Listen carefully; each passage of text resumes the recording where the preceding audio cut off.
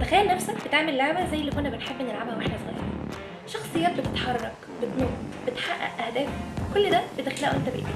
الكورس ده هيخليك مش بس تتعلم أساسيات البرمجة، لأ، هتطبق بإيديك وانت بتخلق لعبتك بنفسك. معاكم باشمهندسة ريم كمال، مهندسة برمجيات، وعندي خبرة في تدريس أساسيات البرمجة للأطفال. عشان مؤمنة إن البرمجة علم مهم وبينمي مهارات التفكير عملت الكورس ده. في الكورس هنا البرمجة متعة مش دراسة. هنتعلم أساسيات بايثون، ومش بس كلام نظري ممل، هنطبق كل حاجة بنتعلمها على الكود. لو سألت نفسك ليه بايثون، فعشان هي من أسهل وأشهر لغات البرمجة، كمان هي اللغة الأكثر استخداما في عالم ال AI. هنبدأ من الصفر خالص، يعني لو أول مرة تسمع كلمة برمجة متقلقش، هنشرح كل حاجة بطريقة بسيطة.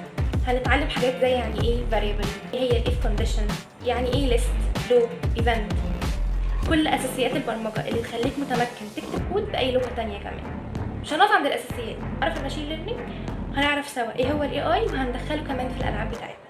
هنعمل العاب زي بريك بريكر، فايتنج جيم، ودي بس مجرد البدايه. مستني ايه؟ الكورس ده فرصه ذهبيه عشان تبدا رحلتك في عالم البرمجه. انا متحمسه جدا اني اكون معاكم في المغامره دي. هنعمل العاب تحفه، هنتعلم برمجه وذكاء اصطناعي، وهنستمتع بكل حاجه.